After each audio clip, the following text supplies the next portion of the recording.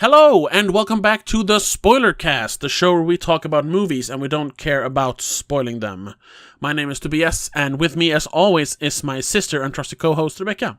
Hello! Hello! And in today's episode, this is a special one for various reasons. It's one of the biggest releases of the year, one of the weirdest releases of the year. It's a $140 million vanity project from a crazy old kooky guy who made movies in the 70s. Today we're talking about Megalopolis. Whoa! Yes. Written and directed by Francis Ford Coppola, starring Adam Driver and...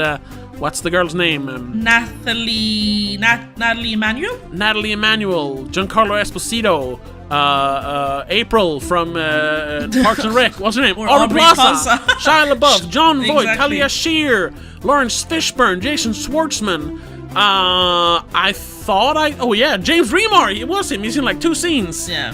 It is a stacked cast list. Bunch of people in recognize. In one of the biggest, weirdest, most fantastical movie I've seen in quite a while, at least new movie. Did you even mention John Voight? Yes, John Voight as well, yeah. Oh, fucking, shit, what's his name? The Jew who played the Jewish guy. Shit. What's his name? Rain Man. Right. My brain. What's his name? Where is he? He's not in the list. I can't find him. He's not in the list. Why can't I remember his name? Whatever. You know the guy. It's Rain Man. Dustin Hoffman. Thank there you. He is. And I think I saw Johnny Depp's daughter as well. I think. I'm not sure. Maybe I made that up in my head. What's her name again? Lily Depp? No, that wasn't her, I think. Yes. Oh, okay. Anyway, it's a bunch of other girls you sort of kind of recognize, though. Yeah, lots of Coppola people involved in this. We should mention also that Roman Coppola co-wrote this, or he like inspired the script or something. They said stuff like that. My cat is saying hi. If you can hear him, I don't know. Yeah. But yeah, it's the story of New Rome, a fictional sort of futuristic. Bombastic version of New York City, yes. Also kind of representing, the world in general. Yeah. And it's the conflict between the new and the old, basically. The futurist, the visionary Caesar Catalina, and the more nuts and bolts, boots on the ground mayor. What was his name? Franklin Cicero. Yes, and then Cicero. His daughter caught between them, divided between her father and her beloved. Aptly Caesar named Catalina. Julia. Yes. Very much inspired by, the story of the Roman Empire, very much inspired by Shakespeare. I mean, they even quote... They quote what the most quoted Shakespeare part of all time in the beginning. Oh, yeah. They didn't pick some obscure quote. It was just, the one everyone says. What is it? It's, now I can't remember, but just because. Yeah. Whatever. Probably in the trivia. Yeah. It's the story of an empire in decline, and, some people in different ways struggling to maintain or maintain the structure or try to change it to something different, something new. In a very, very big, weird, pretentious sometimes, well, a lot of times, way. Weird, I think, is the most weird. All over the place. Word here. Yeah. Messy, I would say. That too. Not weird for many reasons, but yeah, there's a lot of other stuff. It's not a mess, but it's very messy, as Mike Stoklasa said. But yeah, we're babbling on, just trying to describe it, which is hard. But I'm just gonna ask you then, what did you think of Megalopolis? I'm a little bit torn. Okay. Because visually, it's very interesting. Yes. There's obviously substance there, but honestly, I don't know if I understood anything. Okay. I felt completely lost for most of the movie. Okay. And I don't know if it was just me not keeping up, or if it was just me not being smart enough, or like not knowing my Roman history well enough, or like getting the references. I don't know. I was lost. All right. For like 90% of the time. It's pretty, I'll give it that. Yeah. It's very well produced. It's amazing acting. Oh, by the way, the quote is that to be or not to be. Yeah, but he did the long version. The long version, yeah, with the slings and arrows and everything. Yeah. I gotta say though, that's the first time I've heard it recited. I guess it helped that it was both someone with a lot of, gravitas in his voice saying it, performing it very well, but also that it was subtitled in Swedish, because we watched this on IMAX, which if you're gonna watch this, watch it on IMAX. It's probably big not, yeah. movie, big movie. I don't think I would have appreciated it as much if I saw it like on my phone. Yeah, no. I gotta say, this is the first time, and also because it was the full like monologue, that I actually, at least maybe not understood it, but gleaned some sort of substance out of it, without it just being weird Shakespeare words. Yeah, that's true. Yeah, okay. So what did you think of it, to flip the question on you? I enjoyed it quite a bit. It definitely has its problems. Sure. But I found it delightful. I thought it was... Yes. It's the kind of movie we very, very rarely see nowadays, especially on the big screen. This felt very, very, very old school, because it was big. I mean, it was a lot of obviously a lot of CGI and stuff, because it's a sci-fi thing. But I mean, still, the production was big. It was I don't want to say bombastic, but I mean, it looked bombastic, because bombastic, we said it's big but hollow. This wasn't hollow. No. And there was all the actors and actresses. There was no nobody pulled on the reins. They were fucking going for it, for better or for worse. You know what it maybe felt like, or I assume? Yeah. Like a Shakespeare play. Yes, I mean, yeah, definitely, yeah. Put on by proper actors. Auteurs. Auteurs, that's the word. Thespians. Thespians, even. Auteurs are the ones making it. Thespians are the ones acting it, yeah. Right. No, both. You know what I mean. Yeah. Oh, definitely, yeah. Like proper... This was... I can see why so many, actors wanted to be in this. Because I'm sure it was a blast to just really go for it. I mean, Aubrey Plaza played deadpan April Ludgate for 16 years on Parks and Rec. She's done other things since then, but I mean, that's what has defined her career. Yeah. Very similar to that. She's basically played April Ludgate her entire career, more or less. Yeah. Nothing against her. I think she's a wonderful actress. But here, she got to really go for it. It was big. It was loud. It was colorful. Yes. Sometimes ridiculous, but I think that was the point. Yes. It was supposed to be. That was the character. It was supposed to be big and dumb and weird, Yeah. Yeah, it's I thought it was wonderful.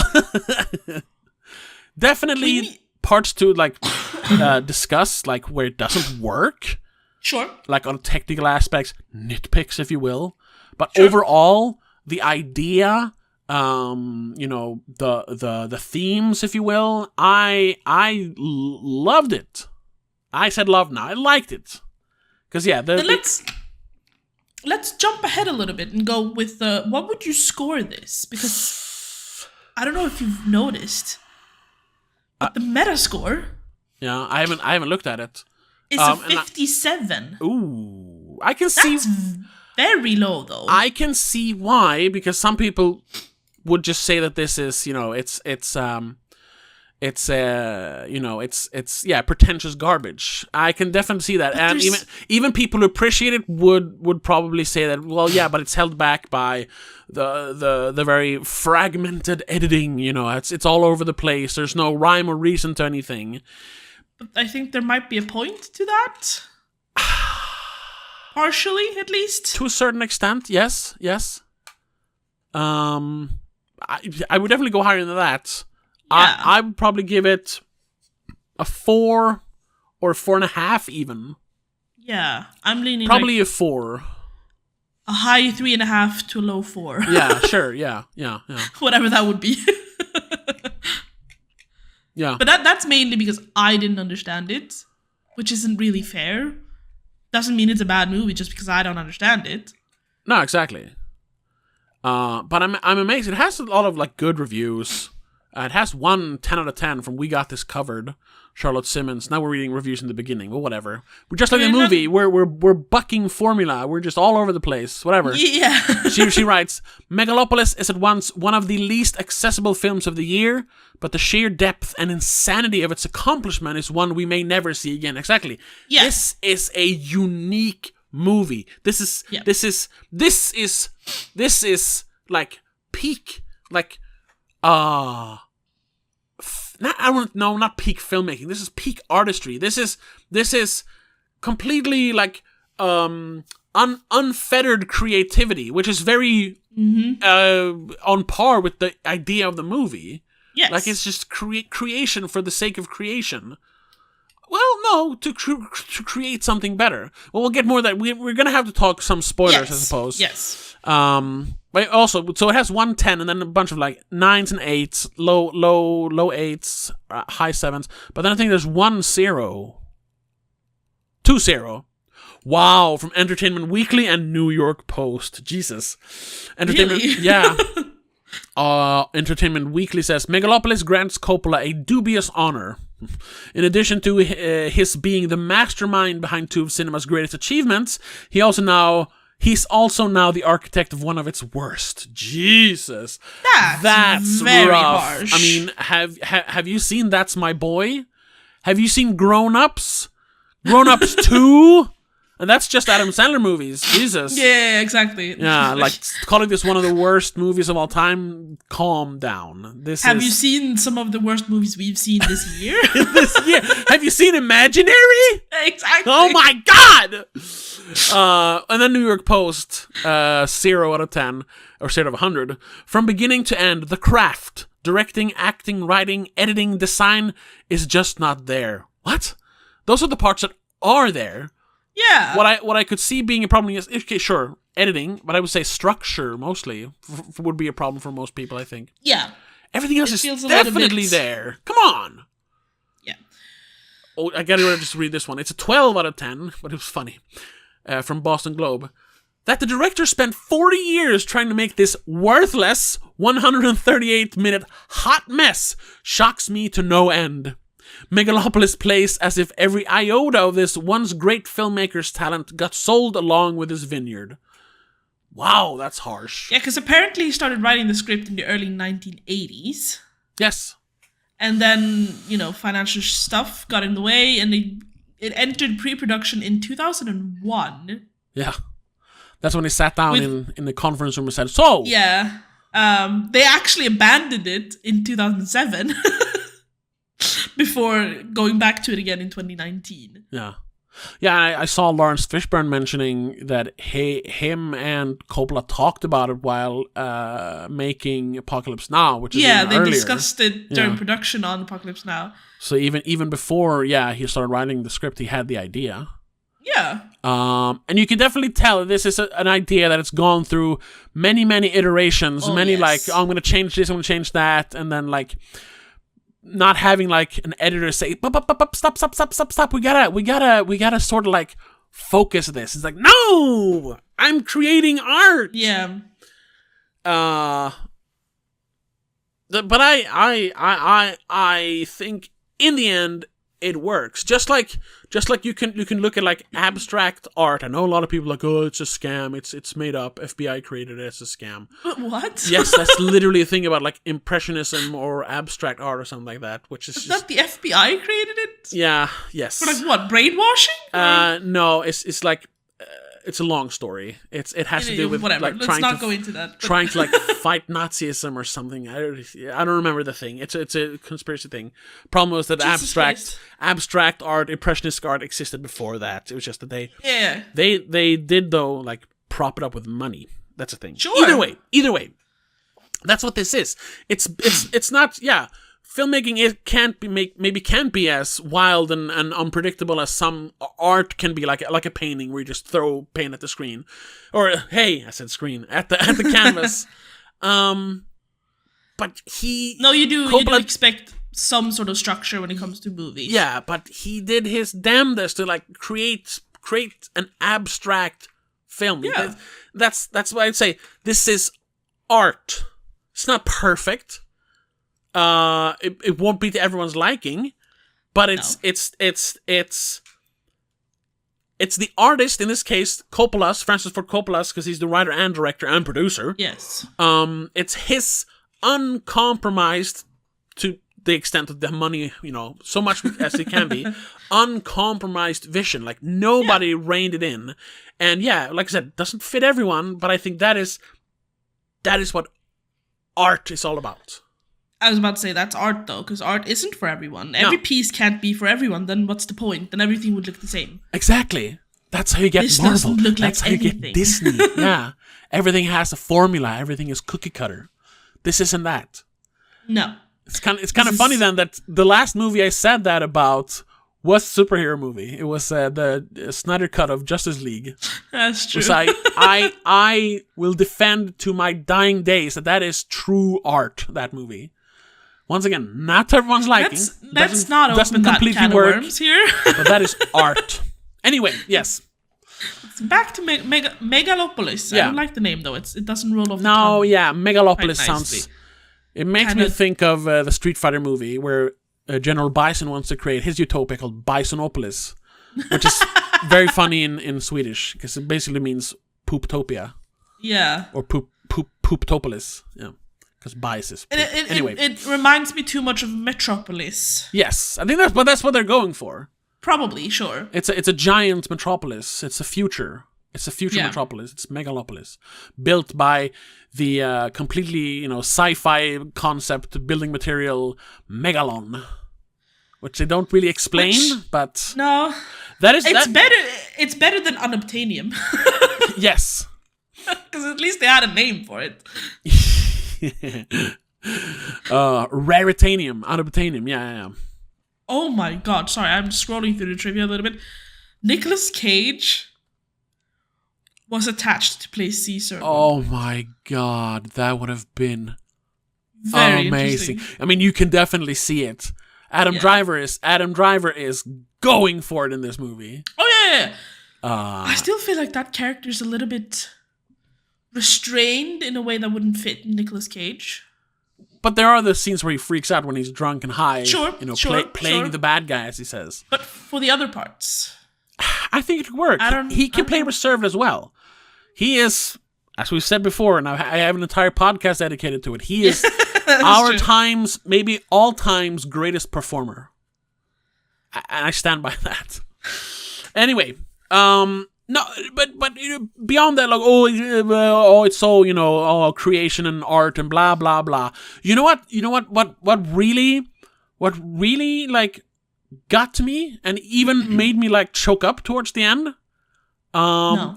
It's that this reminded me a bit of Star Trek. Not Star Trek as a TV series, but the concept of the future of Star Trek, because please explain. Yes, I'll explain. Because in Star Trek, after the Third World War, which happened in 1999 or something like that, I think it's the same as the eugenics war. Yeah. It's a backstory. It's probably explained in all the books, but you don't have to read them. But it's in there. It's the one where they wanted to change genetics and shit to get and Khan Noonien Singh was one of the warlords who fought for one of the other side. I don't remember. Yeah. Have you seen Space Seed? I've seen that one. Yes. Well, I don't want to hear it. I don't want to save that for another discussion. Yeah. But yeah, so after that, after the war was over, the wars were over, the world was like, it was fucked up. And they realized, like, this has to change. We have to change in order to save, we're at rock bottom now. Something has to change. And you have this, fantasy thing couldn't work in real life. The replicators, basically. I mean, Yeah.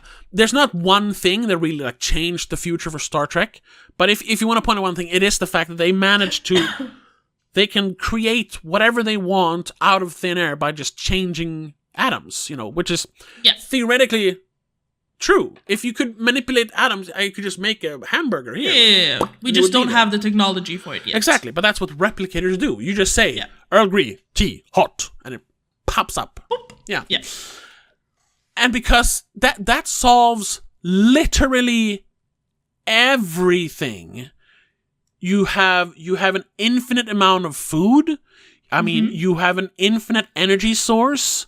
Especially since they also medicine, especially since they also have like they found the lithium crystals, which it makes them that's how they can travel in hyperspace. Yeah, faster than light travel, which means they can actually explore space. So it's a world where all the problems are solved. And usually also then you talk about that it's basically the death of ambition, and when you don't strive for anything, you wither and die, which is that is an idea. True. But but what's so beautiful about Star Trek is that they solve that in that now that every problem is fixed, nobody technically has to work.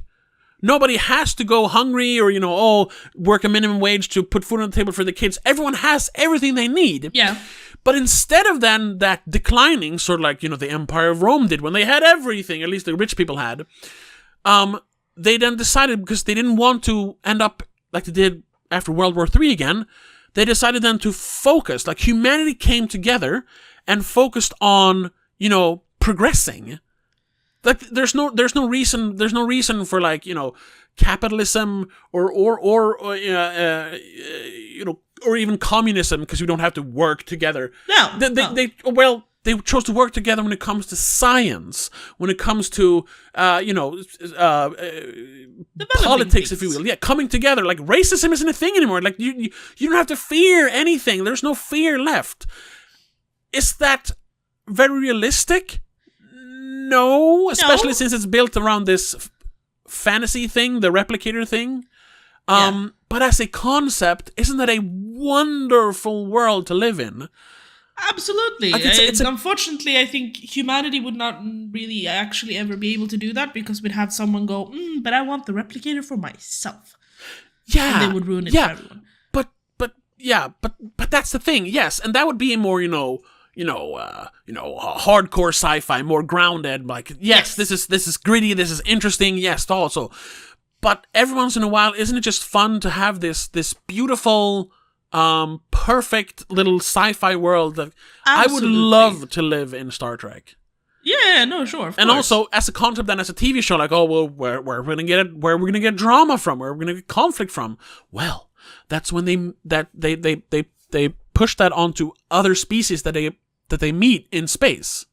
Humanity made it. They're good. They did it. That's why in a lot of other like sci-fi like that, it's always like humanity joins the great galactic, whatever. Yeah. Mass Effect. Like, Council. Yeah. Yeah, exactly. Here, humans basically started it. Right. Yeah. And it's so supremacist. No, because they go out and try to spread this utopian lifestyle, and and without trying to like impose their beliefs, because they don't have beliefs other than here. We want to give you unlimited, everything, resources. Yeah. As long as you let go of those, like, the whole thing, strife, struggle, anger, hatred, because we don't need it anymore. And then you get to join. Bring this back to Megalopolis, then. That exactly. Sorry, it was a long thing. That is what Megalon represents in this. Catalina, Caesar, he has found the solution to everything. Yeah. He doesn't know it in the beginning of the movie, Not quite, because Julia helps him realize another use for it. Yeah. Which is regeneration, I guess. Yeah, but that's the thing. It's a miracle. Because it's pure creation. It can do anything. Yeah. and yeah, I you guess just have to know how to apply it, basically. Yeah, that's what he has done. Yeah. He has spent the better part of his life figuring that out. Well, some years. And I guess, yeah, that's all we've got to... I don't know. We'll say spoilers for now. Yeah. But I don't know how many plot-specific things we actually have to get into, maybe, now that I think about it. Because it is very much a conceptual thing. It's like plot points and all that, sure, but even if we tell you some of them, it won't really ruin the movie for you. No, not really. But we'll you kind of have to see it. yes, exactly. However, if you really don't want to know anything about it, yeah, from now on, we're going to talk more specific spoiler-ish things. Spoilers. Consider it spoilers, and so consider yourself warned. Yes. If you haven't seen it yet, click off, watch it, come back. The usual. The usual, yeah. Let us know what you think. 3, 2, 1. So, spoilers. When they shoot Adam Driver in the face, hey, yes. I could even do it, but he doesn't die. Kind of works. Yeah, he doesn't die because of Megalon. He can literally reconstruct him. Yeah. And that's the thing. It's like, yeah, it's an inanimate object, but it can mingle with biology to create. Yes. Like it's literally like the next step in the human evolution, without it being computers, we're gonna have a singularity with AI. No, it's a substance he found. He found it. Yeah, they say it's basically a rock from space. Yeah. But then he figured out the he says it whatever. He figured out the configuration of it, how to actually manipulate it. Yeah. Because as it is, it's just a rock. But then it's like, he cracked the code basically, and then now it can literally create anything. It reconstructed part of his brain and his face when he got shot in the head by a little kid, who was sent up by a 12-year-old. Yeah, by Shie Labeouf, his vengeful, envious cousin. Yeah. Well, yeah. Yeah. So that's the whole thing. He wants to create, like he literally said it. He wants to create a utopia, where no one will want for anything anymore, and we are just like that's the thing. Just like in Star Trek, then we are free to pursue creativity. Like that's the big speech he makes, and then when he opens up Megalopolis, that's what made me like, yeah, it's unrealistic. It's never gonna happen in real life, but god damn, is that beautiful. And I love that it was not cynical when it came to that part of a progressive future where mankind is unrestrained. Because when you listen to like people talk about that nowadays, people like Elon Musk, what's the Microsoft guy, Bill Gates, Amazon guy, whatever his name is, I don't remember. Baldy, Bezos? Jeff Bezos, yeah. They have these grand ideas, but you also know that in the end, all their ideas are really just how to make more money. You can say, I know it's controversial, especially Elon Musk, to say like, he's a visionary. He is. You can say what you want about him, being fucking, bloodsucker and a capitalist. And yes, he is that too, but he truly is a visionary as well. Kind of, gotten on the wrong path with after buying up Twitter and the whole, getting so involved in politics, but as a shit poster, a bad shit poster. He's a bad shit poster. Trust me, I was a shit poster for years. Question is, if he had discovered a substance like Megalon, would he have been able to use it for good then, in another sense? Exactly. And I don't think so. I think it would be more like, do you remember Don't Look Up? Yes. When, unfortunately. The world is gonna end, and they have their, like, Bill Gates / Apple guy, whatever his name is. They're kind of like a facsimile of that. And he's like, oh yeah, we're gonna my space program is gonna push the asteroid away, And then after having, surveyed the asteroid, we realize, oh, it's full of like gold and magnesium and stuff you build rockets from. Yeah, or like circuit boards and shit out of. Yeah. He's like, so we're not going to nudge it away. Yeah, we're going to mine it first, but it'll be fine. It's like, no. And that's where the cynicism comes in. Like, yeah. And yes. That's what I'm saying is like this and the Star Trek thing is absolutely fantastic, but it wouldn't actually work because humanity would get in the way. I agree. Unfortunately, humans are the worst. and that's what the movie or Caesar struggles with. He has this like a solution to everything, but he is being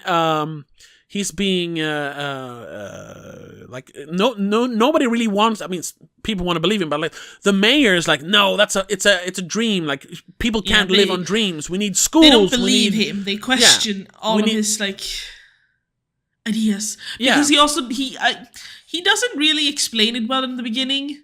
He just tears down a big part of the city to make space for his megalopolis, but he doesn't really explain that, yes, you will, in a short time, everyone will have a place to live here again. Sorry about you guys who just went homeless, but I'll get to you soon. And that's the part where, like, you can't get to them soon. You can't just displace them and then I'll get back to you. Sure, yes. That's the whole thing. Like, you can't stand in the way of progress. But that means that, people are going to be homeless and starve. Yeah. Even worse than they did before, because, New Rome is on the decline. Yeah. Cicero, the new mayor, or the recently appointed mayor, he's struggling. They don't, like we said, he inherited city debt, basically. Yeah, a huge city debt. And the city is basically owned by the bank, the big, whatever the bank is called, owned by John Voight's Crassus.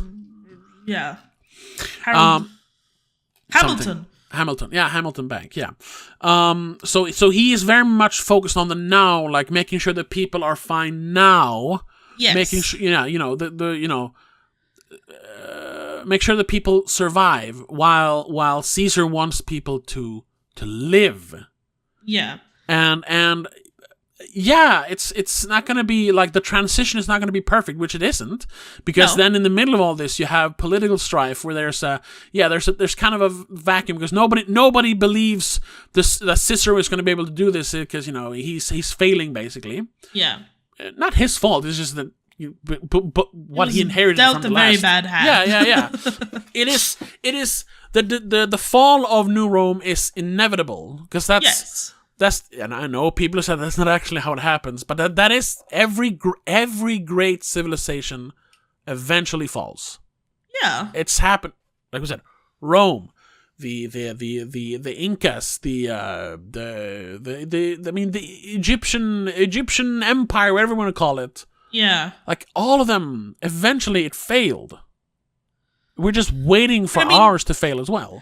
Progress comes from failing and making better. Yeah. But then so Caesar is trying to make people understand like I'm going to save us, like technically we won't have to fall. We'll just move over to this instead. But I just have to make some space first. Yeah, but he can't explain it because how do you explain? How do you actually explain what Megalon is? It's everything. Yeah. How do you make that succinct so that the masses can understand? The vox populi. That too. Yeah. Trying to explain this thing that you really can't explain at all. Yeah. And make people trust you that will solve everything. Exactly. Of course they're gonna go, yeah, you're crazy. I don't know. And in and in this then we have his cousin, the grandson of the owner of Hamilton Bank. Yes. What was his name? Claudio Pulcher. Claudio, yeah. Pulcher for the culture. Pulcher for the culture. Sounds like such a YouTuber thing. Yeah, he sees this as a chance to, because he's this. That's the whole thing with the Crassus family. They have so much. I mean, they have all the money basically. Yes. And it's the classic then. Yeah. Everything. all the kids then they're nepo babies, so to speak. Yeah. But not artists. They just party all the time. The classic, the Paris Hiltons, kind of people. Even though she did become a pretty savvy businesswoman on her own. In the beginning, the early years, yeah. And late teens, early 20s. Before she grew up, yeah. So they are complete degenerates. Oh, yeah. But then all of a sudden, Claudio starts having ambitions because he realizes that he is 10th in line to inherit any of the money when Crassus, the patriarch Crassus, dies, John Voight. So he starts kind of trying to take over and uses this, this uncertainty, this political uncertainty to if I get the people's vote, I can rule and take over. Yeah. And he's all about, like I said, culture for the culture. Where's your food? Caesar failed you, Cicero failed you, but I'm here for you. Yeah, but it's all bullshit because he just wants power. He's a true politician. Which all of this is very, holding up a mirror to society. Yes, I was like, I wonder how much of the actual political stuff towards the end of the movie was inspired by the political climate in America over the last 5 years. For the last 10, 15 years, I would say. Yeah, maybe, I guess. Wait, which year did... 2016. So right, 2016. Since almost 10 years. I would say 10 years when they started campaigning and everything, and when it all became, very, very on the internet after Obama, basically. Yeah. Yeah. Oh yeah, that's definitely part of it. Similarities to certain events in the movies to things that have happened in recent time. Yeah. In America specifically. But I also don't. This is not it isn't not so much inspired by events as it is inspired by by society at large. Yeah. Because the events that I'm talking about are obviously things that have happened before as well. It's not these specific times. They're just recent history of it. Like we said, it's inevitable. It's happened before. It's going to happen again. Oh, yes. Unless we change something, which is what Megalopolis is. Yeah. It's that change. There's one specific thing to move on a little bit. Sure, yes. I need to ask you. Yes. I don't know how much they say of that in the trailer. I don't know how much it actually makes any difference in the movie either. But his whole being able to stop time? What the heck is all that? That is one of those probably ideas that doesn't really go anywhere. No. But I think it's more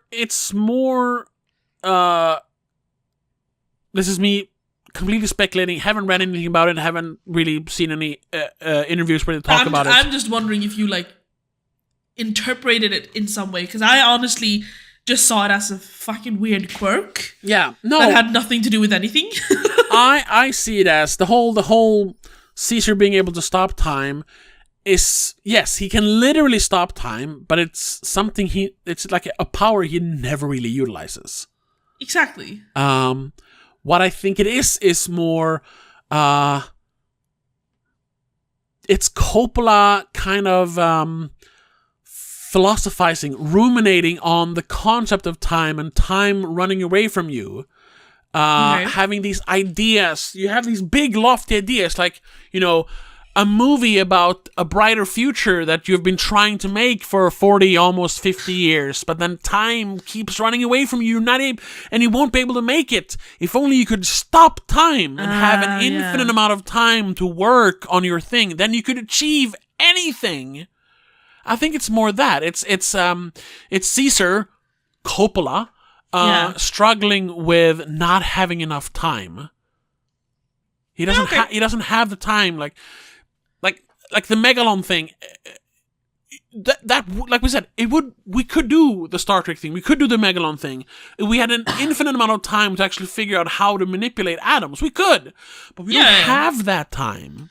No, because that's true. Time is in our way. Time is that one constant.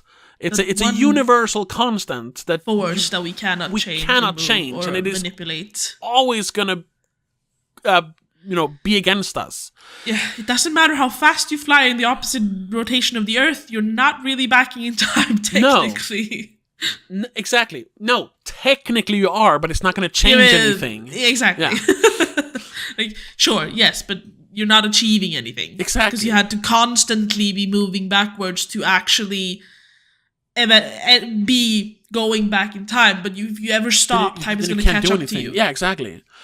So the fact within seconds. The fact that he can stop time, maybe because the movie is so messy with the editing and everything, he might have stopped time for long stretches of time that nobody knows about and actually worked on Megalon. That's why sometimes, which I'm assuming a little bit. Which is why it sometimes feels like a long time has passed, but we didn't. It was basically just, we cut to this now. It feels like the next day. Yeah. But now people are working with canes, and he's built an entire house of Megalon. Yeah, exactly. It's I think that's really what it is about. It's not so much a story element as it is a thematic element. Yeah.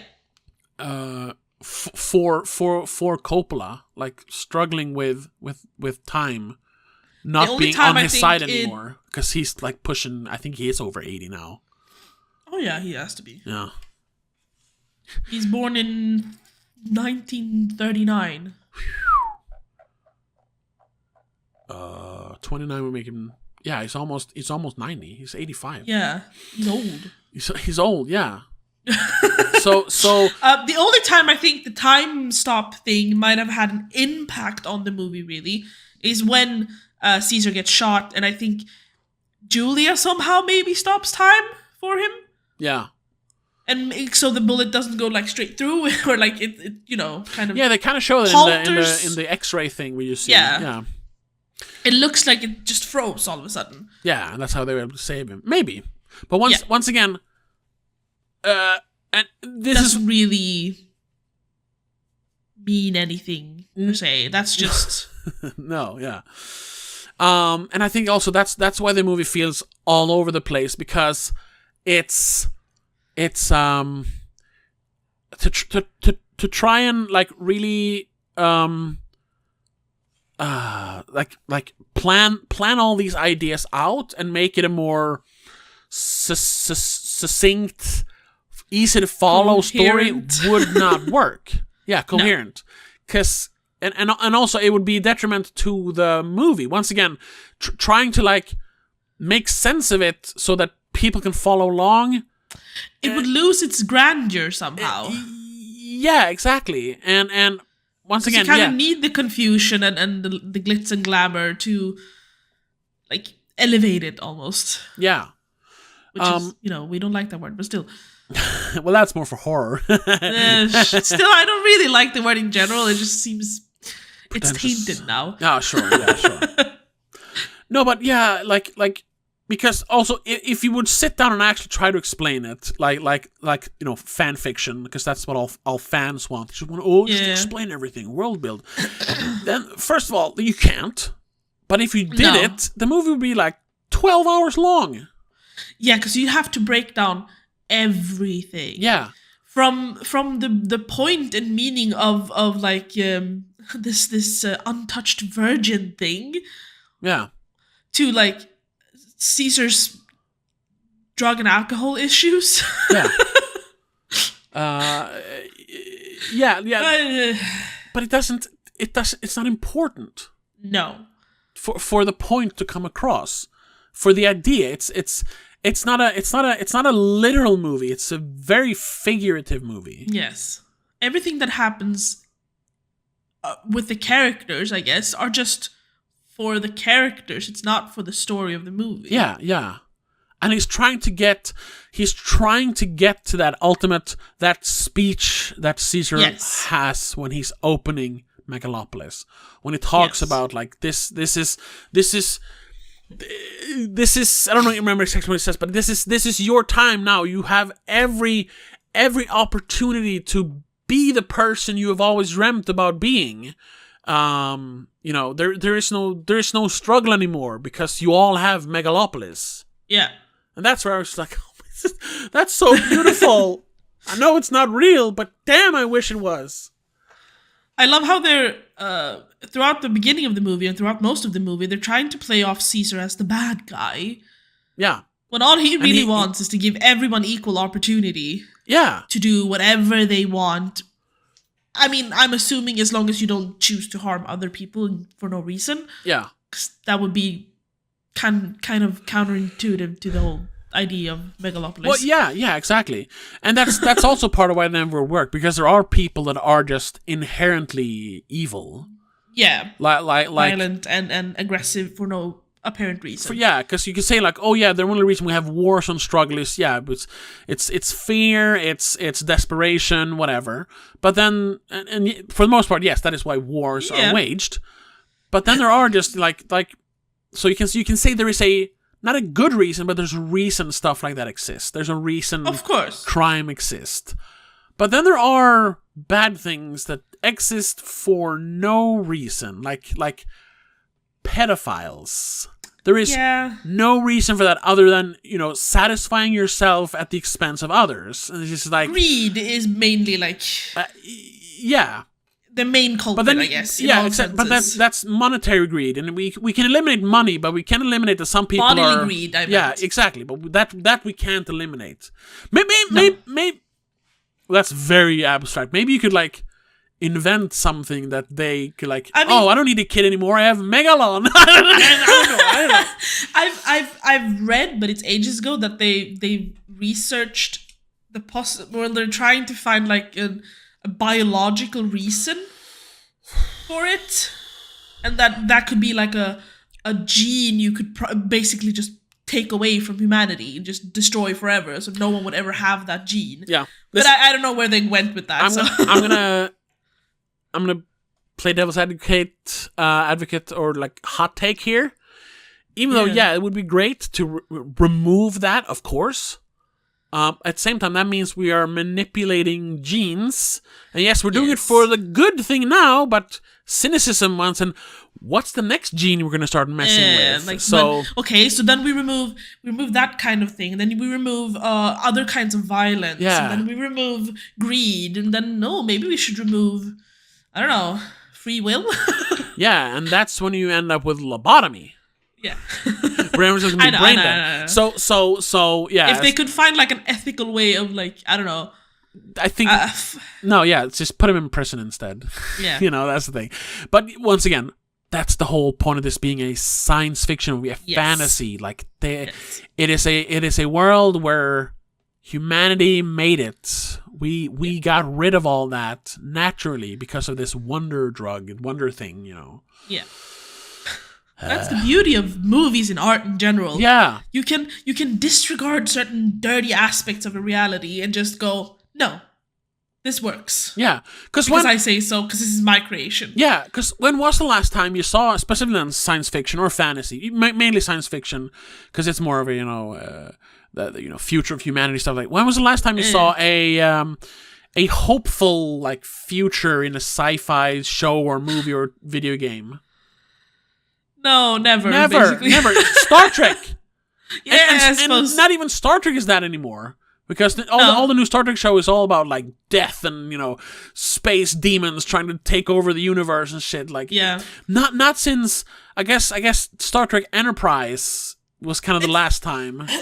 There is a point to why you don't see too much of that though, because as much as that is something that I guess everyone technically dreams of, it's not very entertaining if it's all you see. But that's the thing, though. That's not all you see. It's just the concept of humanity. We made it. It's to show an ideal version of humanity. You get the drama and the action and tension and horror, whatever, from when they meet other civilizations. Yeah, I suppose. And then people need to be open for the possibility of other civilizations, which I think a lot of people don't really want to think about. But they don't want to think about aliens and other species in space. But it's storytelling. Then you're thinking about it so literally. That's the whole point. When they run into the two planets who hate each other because all the people over there are dirty. It's racism. Yeah. And then they talk about, because racism is a thing in real life. But then the humans in Star Trek help them to like understand. It doesn't always work because like in real life we can't eradicate everything. But at least in this version, then humanity is okay. Maybe we'll leave them alone because we can't help everyone. Yeah. But then sci-fi would always have to have humanity being perfect, and then we'd have to have conflict on other spaces. No, it doesn't always have to be that. I don't think it should be. I love like sci-fi horror and dystopian fucking Blade Runner and shit. But sometimes, isn't it wonderfully comfortable to have this utopian future? It's a little bit sad that we don't have more of exactly. it. Yes. I would never want just that. I love the fact that I can experience conflicts that I will never actually have to be in. Sure, yeah, through movies, because I don't want to actually experience it. I just want to pretend. Yeah, it's a little bit escapism. sometimes. Yeah, it's fun. It's action. Even if it's horrible, technically, you still kind of want to look at it a little bit. Yeah. It's morbid curiosity, I suppose. Absolutely. Which is inherently human. But it's perfectly fine. Yeah, but as long as it's contained. Yeah. You don't act on it, because then that's when it gets weird. But that's what I'm saying. This is such a breath of fresh air to have a positive future. Unfortunately, it's encased in this chaotic, golden, spiky little ball that is very hard to handle. It's very over the top. People. It's very weird. It's very like pretentious. If you'd have that concept in a much simpler way, that more people could much more easily appreciate it, I wonder if it would have the same effect. No.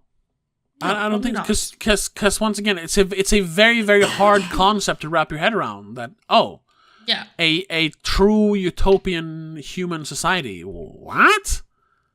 But where the action gonna come from? No, but no. I mean, we have that in here because they don't reach utopia until the very end of the movie. True. So there's a struggle to get there. Yeah. But it's to show that the future is bright instead of dark. Yes. At this point in real life, I would say 10 years ago, I would say, the future is bright. Now, because really, what do we have to look forward to? AI? Not much.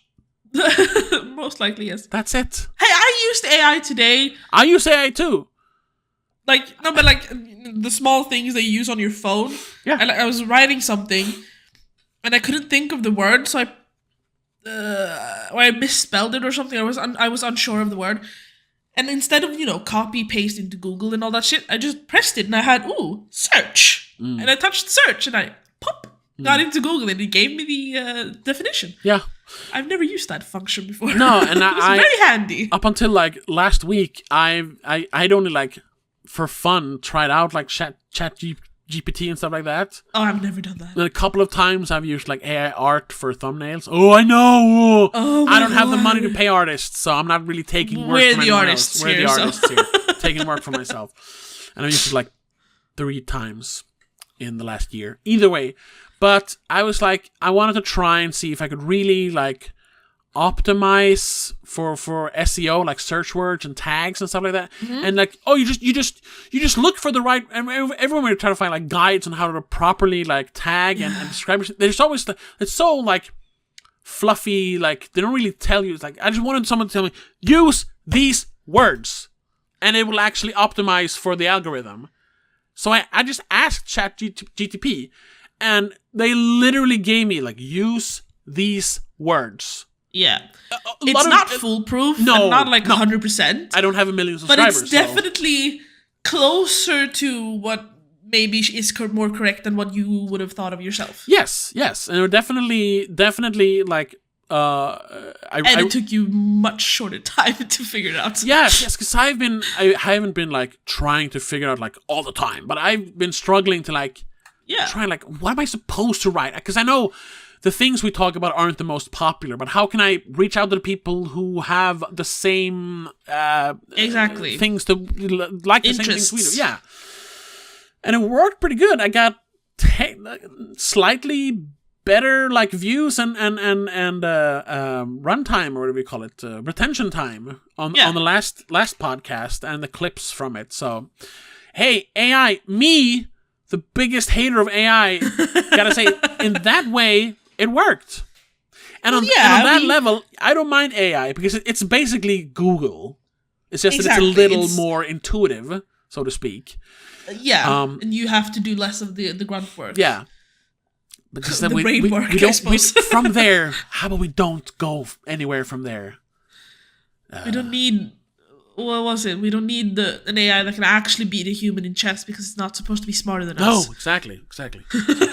That's the slippery slope. That's the first AI mention I remember having like a conversation about, that someone started developing this website where you played chess with AI. Yeah, and every time... But with every move you made, it got smarter because it learned from you. Learned that move, yeah.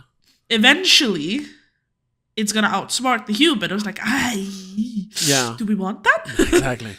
That was that computer they built a long, like 20, 30 years ago, Deep Blue, which was it's like a huge, it looks like a refrigerator, super big. It was like when computers were big still. And it was basically, an AI that built for chess. And in the beginning, anyone could beat it because I think they input the rules for chess, and that was it.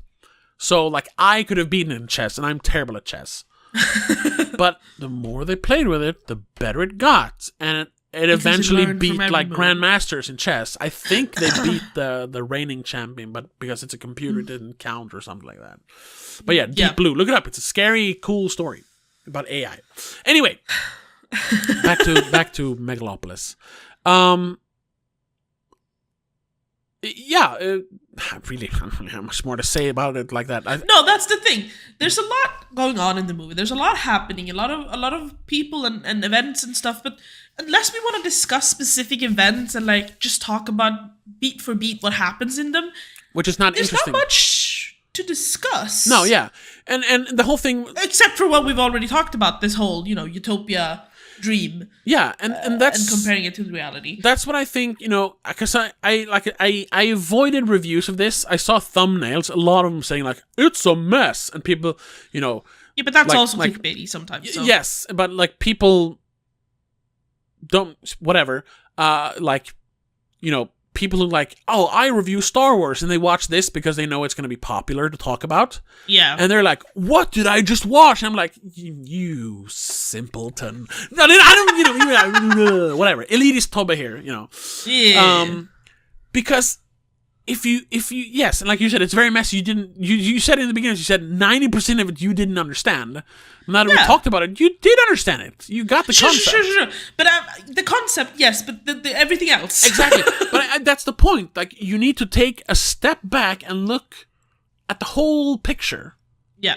All the little parts in there, that's messy. The whole thing with Aubrey Plaza, marrying Crassus to, because steal the bank and everything That is because she's mad at Caesar, basically. Yeah, basically, and also says my this is funny. She says my career is in decline. My viewership is falling. I need to become a power couple because that's her next step in her career. Marry rich, basically. She's very very not female empowered. But I guess it also kind of is in a bad way. Because she uses her femininity, her sexuality to get what she wants. She chooses it, so then it's powerful. I guess she chooses to use her power. Yeah. But that whole part, that whole part is just to show. God, excuse me. More way just to show a degradation of humans. Talk about morality here. Yeah. A man talking about a woman being immoral. Whatever. You know what I mean? She completely forgoes any sort of morality. She uses her body to get what she wants. Yeah, she literally you go, girl, but also she does it to harm others. So yeah, you see where it's a problem. She weirdly does it to get Caesar to marry her somehow, which I don't really understand how she thought that would work. But well, he needed the money in the bank. because they So they she froze. would force him to marry her to get the money? I don't know. And the same thing with Claudio. He's just using the political strife, Turmoil. to kind of gain power. Yeah. And Cicero is he's using this madman Caesar's ideas to kind of say, no, he's crazy. Believe me. It's all this. Yeah. It's all this. It's all this greed, whether it's monetary, if it's power, if it's stability. It's all this greed that is the main problem with humanity. Yeah. Greed, fear, desperation. It's all greed, really. So it's just showing different facets of humanism, humanity. Yeah. And then they put this cool filter over it, which makes everything kind of a modern twist of the Roman Empire, which has always been, for basically everyone, a very interesting topic to research and talk about. Because who does not like the Colosseum and the fashion? Because that's still very influential today. Yeah. The structure of the Roman Empire, the glitz and the glamour, in a sense. Yeah, the technical and political progress we made during the Roman Empire, but it ultimately failed for those reasons. It became too big. It became too, they were too complicit. It fell. It became too decadent. They didn't have anything else to do, so they just had orgies, and it turned into killing, and then they burned Rome because of it. Yeah. It's humanity, and it's such a famous and perfect example of a society or an empire falling. Yeah, it's probably the best example of a cautionary tale of a great empire falling. I think it's also one of the most well recorded ones in history of that size, because they were part of when we really started jotting down history, so to speak. Yeah, Greek, but really Roman people. And that's why, and also because guys think about the Roman Empire every 10 minutes. So of course he would write. I never really understood that meme, if I'm being honest. Because then that evolved into my Roman Empire, and you just post a picture of your favorite celebrity. I was like, get it? Because it's the thing you strive for. It's the thing you strive for. I never even heard of that, but that's just my immediate thought about what that would be. Yeah, my Roman Empire is Margaret Qualley, because that's the thing I strive for. By the way, check out my Roman Empire. Check out our review of The Substance up here somewhere. Yeah. Speaking of Margaret Qualley and striving. Wanting to anyway. Round this off. I want to because I mentioned my favorite scene of the entire film, which is that Madison Square Garden Coliseum-esque when they have the wedding party feast with the Virgin singing in the rooms, and she was duplicated somehow, and he had made a dress out of Megalon. I keep thinking of the shark. Megalodon? Yeah. Yeah, doesn't help. That whole spectacle was very fascinating. Yeah. Because you had so much going on, and it culminated in a riot. Yeah.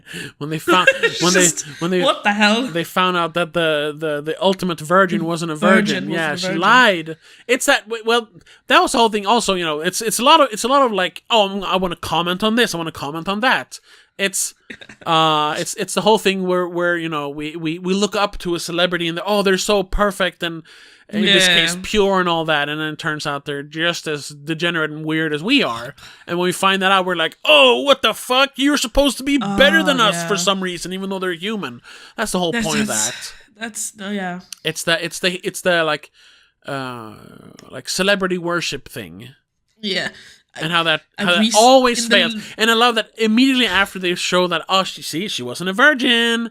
She had sex with Caesar, even though that was fake. But she did have sex. Exactly, I was about to say that. It doesn't matter if it's true, if anything comes out and people just go, yep, no, that's she's ruined. Recently, or like in the last year, I've become very interested in K-pop in general, and unfortunately that alters your algorithm when you start listening to that kind of music. Yeah. So I get a lot of that content on YouTube and shit. Apparently people believe them to be perfect, all the K-pop idols.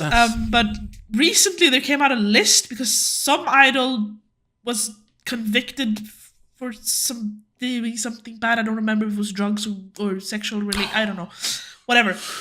There was a list then, which is a bunch of people put a bunch of idols' names on a paper and went, yeah, these are bad too. And everyone started like burning their albums and photo cards and shit. Yeah, and that's hundreds of dollars of merchandise that you've bought, and you're just gonna burn it because someone put their name on a list. Yeah, and even if they did, okay, maybe not. Even if it was like a crime, depending on how bad it is, obviously. Yeah, like sexual assault or something. But oh my god, they smoked pot. Exactly. Do they still not make all that great music you like? Exactly. Are you so fucking perfect? A drunk driver? Oh my god. Oh my god. Come on, he didn't hurt anyone. Relax. Yeah. No one was hurt. No one got killed. Yeah, like they're caught on camera driving fast. They're human beings. Relax. Yeah. We need to calm down when it comes to that. But we put them on a pedestal, and that's the whole thing with that. Yeah. I also love that immediately after that there is that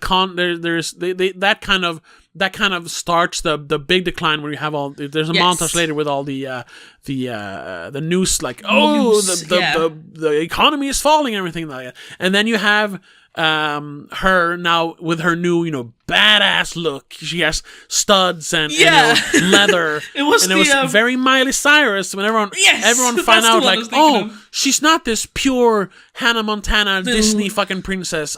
She's actually a regular human being. Okay, she kind of overdid it a little bit, but I think that was kind of a reaction because all of a sudden there was that picture of her. Everyone said it was the naked photo, basically. Yeah, that or when she like smoked weed, which wasn't even weed. Yeah, that too. You know what that was? I found out she was smoking salvia, which in ways are worse, but it's also that's literally just a herb you can buy. I have it in my spice rack. It's sage. But anyway, it doesn't matter. It was the emancipation, basically. Exactly. And all of a sudden, I'm going to show I have a bad side too. You kind of capitalize on it. But that completely also disappeared then in the movie, because after that little snippet of her like rock and roll music video, she was never mentioned again. Because nobody cared about it. She was cancelled. Yep. She was cancelled for not being perfect. Thank you. Yep. Which is also then funny because they mentioned that was the one where sometimes it was good that they pointed it out, like when there were references to actual Roman stuff, but also sometimes a little bit on the nose, because they pointed out her name was like Vesta, and they pointed out that the Vestan like goddesses were like what they represented, like as long as the Vestans were like good and pure, society was fine, the world was fine. It's when they start falling that we start falling, and as soon as she fell, the rest of New Rome fell, It's a little bit that, that was a little bit too on the nose. A little bit, but it's also, I would never have caught the reference if they didn't tell me. If they didn't, exactly, because I've never heard of Vestan. No, exactly. So whatever. I unlike, I guess, everyone else, I do not think about the Roman Empire every 10 minutes. Well, it happens even sometimes. Even if you do, maybe you don't think about all of it, because there's a lot. Yeah, exactly. Like, most people don't know all the names of the Roman gods, even. No. They'll confuse them with the Greek names. Yeah, because they're the same. They're the same, but different names. Yeah, exactly. Well, half of them are our planets, but still. That's just half of them, though. Yeah. I'm not even sure Kronos is the Greek, the Roman one. I think that might be the Greek one, but maybe I'm confusing it now. I'm not sure. Anywho. Anyway, that's it. Yeah. It was a fascinating movie to watch. To fully appreciate it, I think I do need to rewatch it, but I'm not sure I want to. No. I kind of want to leave it as this little bit ominous. Yeah. It's because you don't need to understand it perfectly either. Yeah. You understand the main concept of it. Yeah. And then everything else is just a beautiful mess. Yes, and I'm fine with that. Like I said, because exactly. It's unchained. It's totally free of any constraints, any sort of producers or studios saying, how about we tone this? No, it's exactly what he wanted it to be. Francis Ford Coppola. Most likely it is exactly what he wanted. Yeah, and like we said, that's to the limitations of his actors and money, like we said. Yeah. And that is very meta. It's very it works very well with the concept of the theme of the movie. Yeah. It was kind of funny. There's two quotes here after each other. Well, 3 quotes really, from Caesar. They're not from the same scenes, but they work very well together. The first one is, "Don't let the now destroy the forever." Like, yeah, we focus on here and now, like how we survive right now. Yes, that is important, but it also means we have to think about the future as well. Otherwise, we can't progress. And we can't just let Jeff Bezos and Elon Musk think about the future, because then it's all going to be, Amazon or Tesla. It's only going to be to their ideas and everyone needs to, ideals. Everyone needs to just reach a little bit beyond right now and think forward and try to be better. Because that's the next one is this society, is this where we're living the only one that's available to us? Or is there something else? Could we do something better? And then, which is not the question he asks, but they work then. The next one is, and when we ask these questions, when there's a dialogue about it, at least play with the thought. That is basically a utopia, he says. Yeah, exactly. That's the point. That's the point of the whole thing. Dare to dream. Yeah. Imagine this perfect thing. Yeah, it's super unattainable. But imagine if we could just reach 1/10 of it. That'd be wonderful. And if you don't imagine any of it, you're never going to be able to even attempt to reach 1/10 of it. Exactly. You need to dare to dream. Dare to dream, exactly. Without ambition, there is no progress. Yeah. And that's another thing. Ambition. I think this movie is very important right now. Also, is you mentioned that, because ambition now is just that. It's the sigma male. It's the grind. Yeah. But ambition is only how can I make more money. I recently had a talk. Whatever. We're gonna continue on now. We're gonna drag this out. We had a great ending there, but whatever. Recently, I sat down. Cut this off and put this as a sound clip or something. Maybe.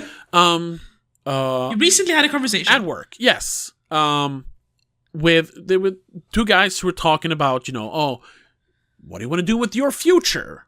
And I kind of walked in on that conversation and joined, and one of them is like he had a bunch of like loose ideas, like he wants to make money. He wants to make a lot of money to the point where he doesn't have to work anymore. It's like, sure. Who doesn't? Who doesn't? But then he didn't really have a clear idea how to make the money.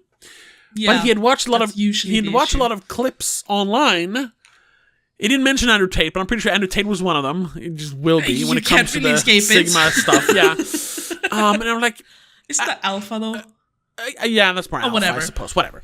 And both me and the other guy, are like, yes, that's great. And it was funny because it came from this desperation thing, because he had seen his father, who had struggled for like his entire life, working like working very, very hard, long hours, long weeks, everything, to put food on the table for this guy, then his son and his other 4 kids or whatever. So he wanted he wanted to give something back. That's ultimately what he wanted to do, like make something good for my family. It's like, oh, that's great, But also, that's just right here now. You want to make sure that he has money now, so he can have food and everything, and it's not striving beyond the now, so to speak. No.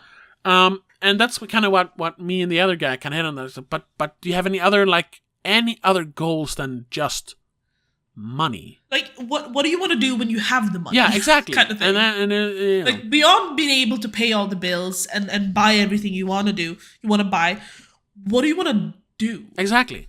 And I think because there's a difference between living in luxury and actually doing something. Yeah, exactly. And it doesn't have to be creating Megalon. It could be just,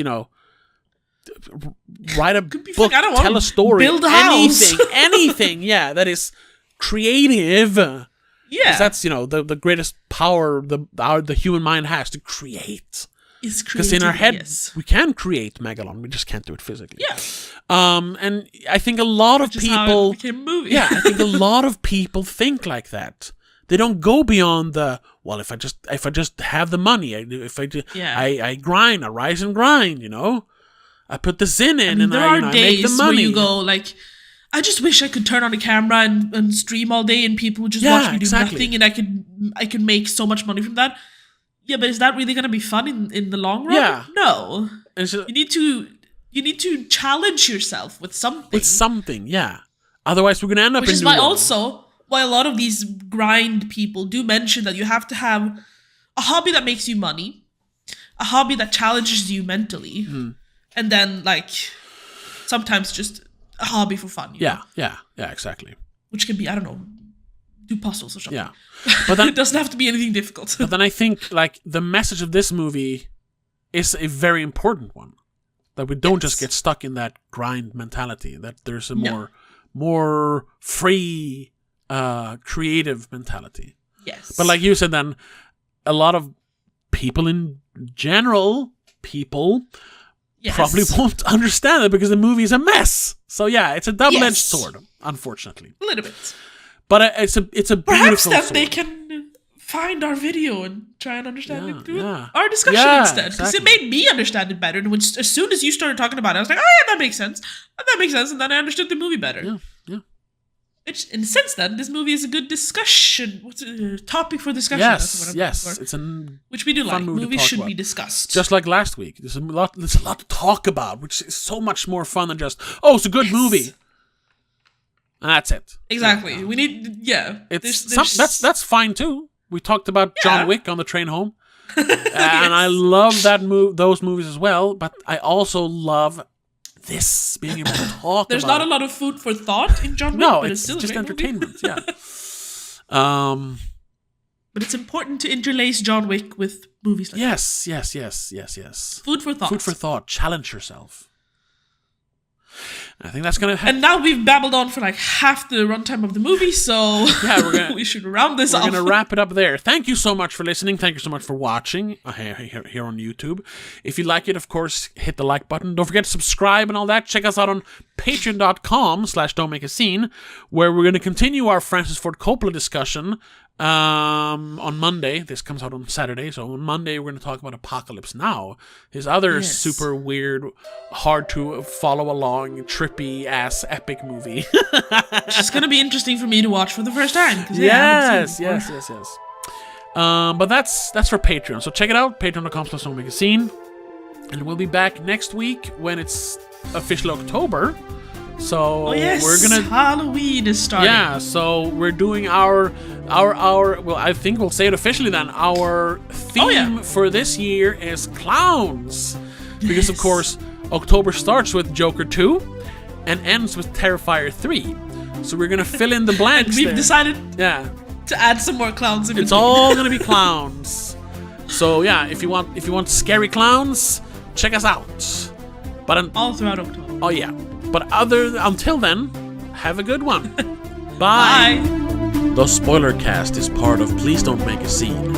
It is produced and directed by Tobias Vedén and hosted by Tobias and Rebecca Vedén. Executive producer is Annika Vedén. I also want to give a huge shout out to all our patrons over on patreon.com/don'tmakeascene. Mom, Dad, Christopher Belén, Dan Little Gaiso, Mac and Mom, Laura Kinney, CK85.